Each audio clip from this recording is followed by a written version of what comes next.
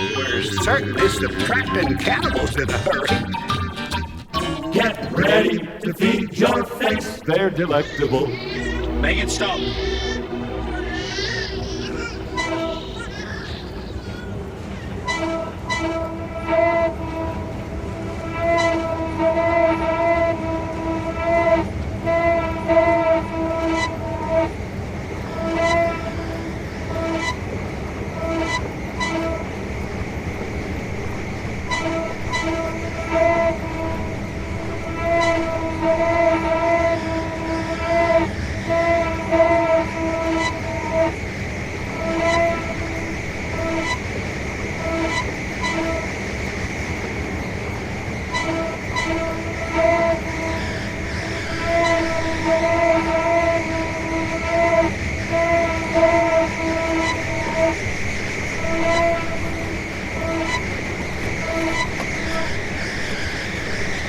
In 1904, wishing to extend my knowledge of human anatomy, I took a course in that subject in the medical school in Mexico City.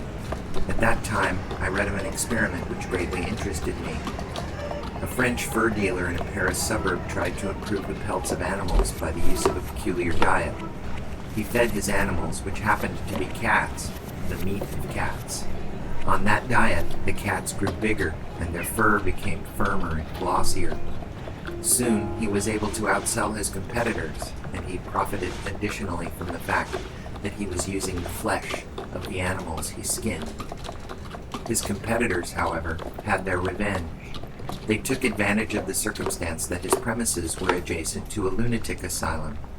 One night, several of them unlocked his cages and let loose his oversized cats, now numbering thousands.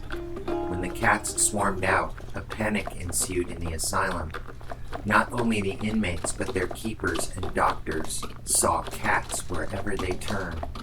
The police had a hard time restoring order, and to prevent a recurrence of such an incident, an ordinance was passed outlawing cataculture. At first, the story of the enterprising furrier merely amused me, but I couldn't get it out of my mind. I discussed the experiment with my fellow students in the anatomy class, and we decided to repeat it and see if we got the same results. We did, and this encouraged us to extend the experiment and see if it involved a general principle for other animals, specifically human beings, by ourselves living on a diet of human meat.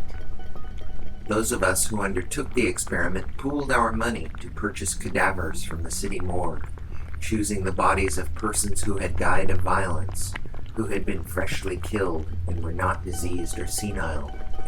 We lived on this cannibal diet for 2 months, and everyone's health improved. During the time of our experiment, I discovered that I liked to eat the legs and breasts of women, for as in other animals, these parts are delicacies. I also savored young women's breaded ribs. Best of all, however, I relished women's brains in vinaigrette. I have never returned to the eating of human flesh, not out of a squeamishness, but because of the hostility with which society looks upon the practice. Yet, is this hostility entirely rational? We know it is not. Cannibalism does not necessarily involve murder, and human flesh is probably the most assimilable food available to man. Psychologically, its consumption might do much to liberate him from deep-rooted complexes, which can explode with the first accidental spark. I believe that when man evolves a civilization higher than the mechanized, but still primitive one he has now, the eating of human flesh will be sanctioned, for then man will have thrown off all of his superstitions and irrational taboos.